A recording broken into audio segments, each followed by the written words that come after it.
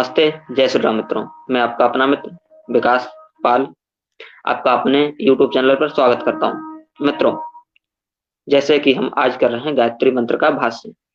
पूर्व के इसके भाग मैंने बना दिए हैं। इसमें ओम और भू शब्द का हमने भाष्य कर दिया है। इसको देखने के लिए आप आपने नहीं देखा तो आप जाकर मेरे यूट्यूब चैनल पर इसके पिछले भाग देख सकते हैं। आज गायत्री मंत्र का जो गायत्री मंत्र है उसमें पहले मैं आपको बता देता हूँ इस मंत्र को। ओम भूर्भुवः स्वाहा तत्सवितुर्वरेण्यं भर्गो देवस्य धीमहि धियो यो नः प्रचोदयात्। यजुर्वेद के अध्याय 36 का मंत्र 3 है। इसमें 3 महाव्यार्थियां हैं। प्रथम इसमें भुवा शब्द यह परमेश्वर के विषय में इसमें क्या लिखा है, इस भुवा शब्द में इसकी क्या व्याख्या है। ऋषि दयानंद ऐसा लिखते हैं, जो सब दुखों से रहित, जिसके संग से जीव दुखों से छूट जाते हैं, इसलिए परमेश्वर का नाम भुवा है। सब दुखों से रहित परमेश्वर है। क्यों वो सब दुखों से रहित हैं? क्यों उसके संग से सभी जीव दुखों से छूट जाते हैं? इसका चिंतन हमें करना है, क्योंकि वेदों के अन्य मंत्रों में उनके अन्य गुणों का विस्तार दिया गया है। परमात्मा के उन्हीं गुणों से हम इसका मिलान करते हैं, उन्हीं से हम इसका अनुभव करते हैं। परमात्मा सभी दुखों से लिए रहते हैं, क्योंकि वो सब सकल ऐश्वर्यवान है। सभी पदार्थ उसे नित्य प्राप्त हैं। संसार में ये सारे पदार्थ हैं, पूरी प्रकृति उसी के अधीन है। सबका स्वामी है वो सुख के साधन भी उसे प्राप्त है सब, और दुख के भी, परंतु वो उन सब में निर्लिप्त है, इसलिए वो दुखों से रहते हैं।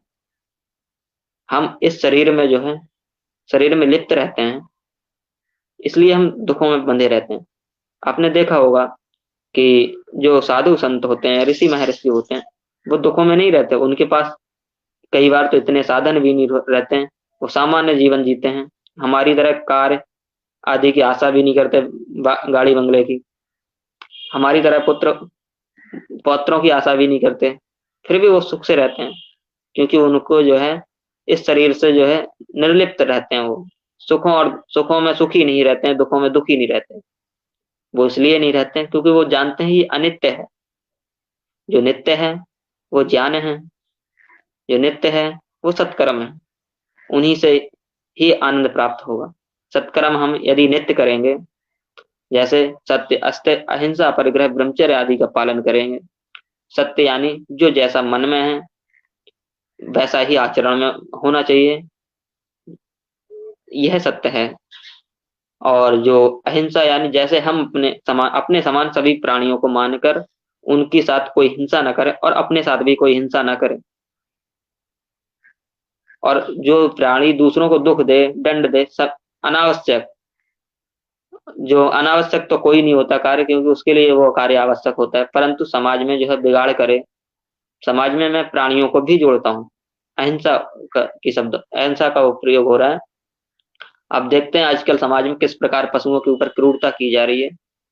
मनुष्यों को पूंजीवादी वर्ग साम्यवाद के पूंजीवादी नाम वर्ग लोगों को कंपनियों आदि में नौकरी आदि देने के नाम पे हिंसा करते हैं। साम्यवाद नाम से कुछ लोग प्रचारित कर रहे हैं। वो भी वो भी लोग धर्म कहने वाले लोगों के लिए हिंसा का प्रयोग करते हैं। उन्हें एक धारणा बना रखी है धर्म एक अफीम है, उनको अपमानित करने का कार्य करते हैं। लगभग हम सभी लोग ऐसा करने का, मैं भी करता था पहले, कि हम डिबेट आदि में जाते थे शास्त्रार्थ में, तो उनको बहुत वैसे शब्दों का प्रयोग करते थे, उनका उपहास उड़ाते थे, जबकि सत्य तो साधारण रूप से कहा जा सकता है। कल मैं भी एक इस्लामिक ग्रुप में गया था, तो उसमें उन्होंने क्या कर दिया कि मुझसे ऐसा सवाल पूछ लिया जो वास्तव में उसका वो था ही नहीं कोई प्रश्न। और फिर मैंने उनको पूछा, मुझे मजबूरी बनती थी, परंतु जिससे मनुष्य के मन को पीड़ा होती वो कार्य नहीं करना चाहिए। परंतु मैंने सामान्य रूप से पूछा, उनको पीड़ा नहीं, इसमें भी पीड़ा कोई बात नहीं है, क्योंकि इससे समाज का हित होता है, उनका स्वयं का हित होता है।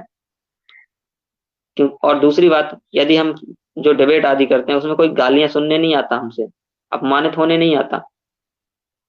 वो तो मात्र अपनी विचारधारा हमें बताने के लिए आते हैं। चाहे इस्लामिक व्यक्ति हो, भले ही उनकी विचारधारा गलत हो, चाहे कम्युनिस्ट हो या फिर ये ईसाइयत वाले लोग हों, इसमें कोई बड़ी बात नहीं है, चाहे वो नास्तिक हो।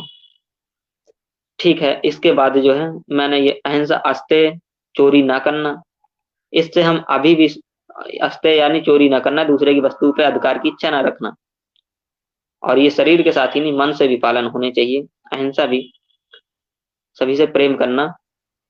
अस्ते, दूसरे के अधिकार की वस्तु पर यदि हम जो है कुदृष्टि डालेंगे तो उससे मानसिक पीड़ा होगी हमें, जब वो प्राप्त नहीं होगी, यदि मन से डालेंगे। परंतु यदि हम उसका प्रयोग आचरण में लाएंगे, किसी की वस्तु पर अनधिकार चेष्टा करेंगे, तो वो हमारा खुद का सगा संबंधी भी हो, यदि प्रेम में वो दे दे, परंतु जब हम अधिक हमसे अगली बार वो नजरें चुराएगा।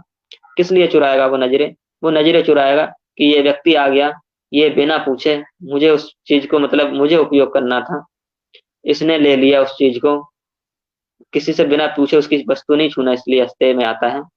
यदि कोई कमजोर है, हमने उसकी वस्तु छीन ली, तो निरंतर वो मानसिक रूप से जो है हमें तो गालियां देगा ही, और उसकी जो मन की हानिकारक तरंगे, शोक की तरंगे होती हैं, जो उसकी प्रतिशोध की तरंगे होती हैं, वो हमारे मस्तिष्क को जो है, हमारे मन को जो है जो उसमें पीड़ा देगी, क्योंकि यदि कमजोर मस्तिष्क हुआ तो उस कमजोर हो ही जाएगा, इतनी चोट होगी मन की, क्योंकि मन ये जो है औषधियों का रस कहा गया है।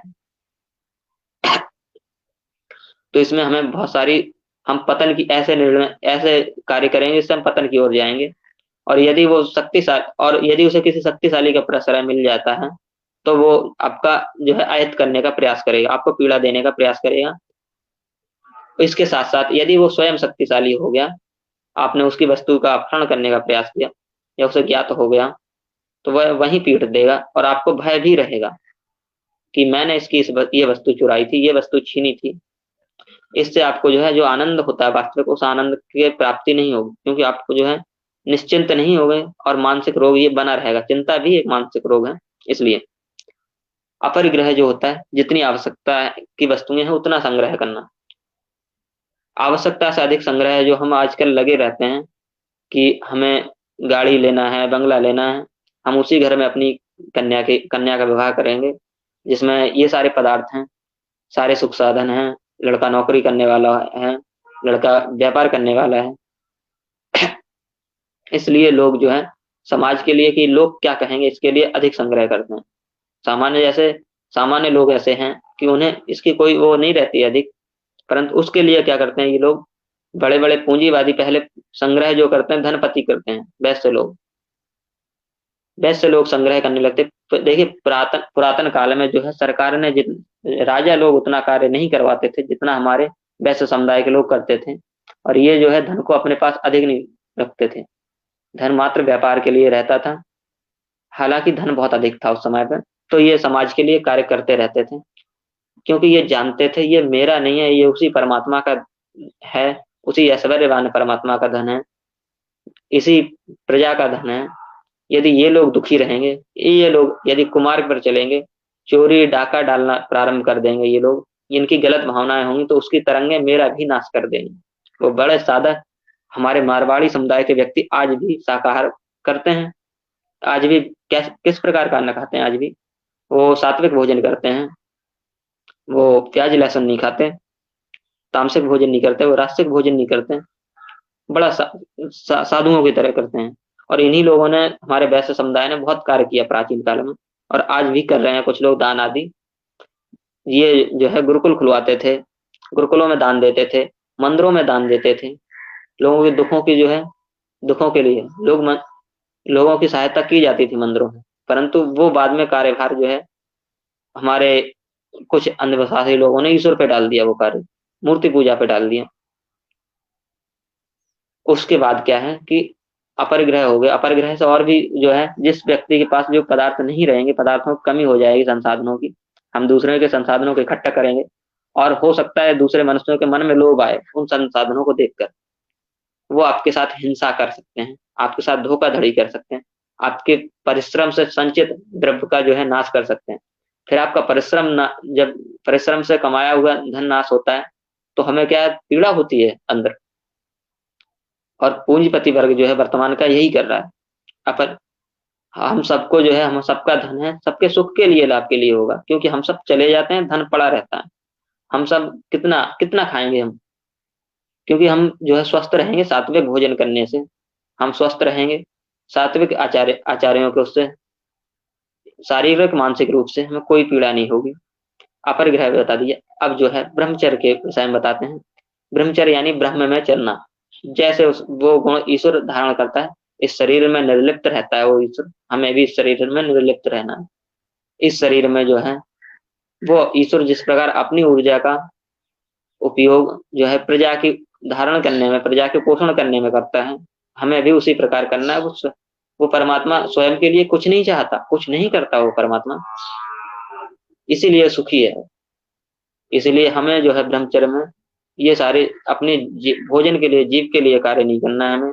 पांचों इंद्रियां जो है हमारी, हमें अधिक जो है मतलब जो अधिक गलत कार्य देखने में, हमें गलत कार्यों को जो है सुनने में, गलत कार्यों को जो है गलत स्पर्श आदि के चक्कर में किसी भी प्रकार इन पांचों इंद्रियों के जो है सुख के लिए नहीं है। ये इंद्रियां निरंतर आनंद की प्राप्ति के लिए हैं, और सुख होगा भी नहीं, वो नित्य सुख नहीं है, ये हमें समझना चाहिए। क्योंकि एक समय ऐसा आएगा कि हमारी जो है आंखें दुर्बल हो जाएंगी, कान भी दुर्बल हो जाएंगे, जब इनकी ऊर्जा का हम अनावश्यक व्यय करेंगे। हमारी जो है नाक की सूंघने की शक्ति भी दुर्बल हो जाएगी, हमारी स्पर्श शक्ति भी दुर्बल हो जाएगी, और हम जो है समाप्त भी हो जाएंगे। पहले तो ये दुर्बल होंगे तो लोग इसकी उपेक्षा करेंगे और दुखी रहेंगे, दुखी करेंगे आपको। परंतु जो हम इनका सदुपयोग करें तो अंतिम काल तक भी लोगों की उपेक्षा का, और जो है अंतिम काल तक भी जब तक जिएंगे तब तक कर्म करते रहते, किसी अन्य के आश्रित ना रहते हुए जो है सामान्य जीवन जीते हैं। इसमें ही आनंद है ब्रह्मचर्य में। और जो है वीर धातु जो है, इसका इसका भी इसमें उल्लेख आता है। वीर धातु जो है माताओं में जो है रज धातु होती है, ये संतान की उत्पत्ति के लिए होता है। जिस प्रकार परमात्मा अपना सारा श्रम जो है, सारा कार्य परमात्मा करते हैं सृष्टि की उत्पत्ति के लिए, उसके पालन के लिए और दुष्टों के संहार के लिए, यही ब्रह्मचर्य है मेरे तो अर्थों में। और इन्हीं सब के द्वारा हम दुखों से छूट सकते हैं। सुखों की प्राप्ति के लिए जो है 5 नियमों का विधान है, इन नियमों का विधान हम अगले दिन करेंगे। इसके साथ ओम नमस्ते, जय श्री राम मित्रों। और जो है मित्र, जो मित्र नए आए इस चैनल पर, चैनल को सब्सक्राइब कर लें। और